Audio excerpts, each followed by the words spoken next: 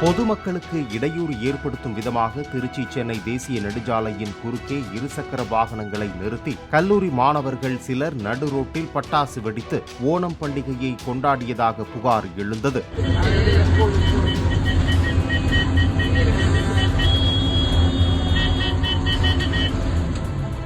கடந்த வெள்ளிக்கிழமை மாலை சமயபுரம் அருகே நடந்ததாக கூறப்படும் இச்சம்பவம் குறித்து விசாரணை நடத்திய போலீசார் தனியார் கல்லூரி மாணவர்கள் 20 பேர் மீது 4 பிரிவுகளின் கீழ் வழக்கு பதிவு செய்துள்ளனர்.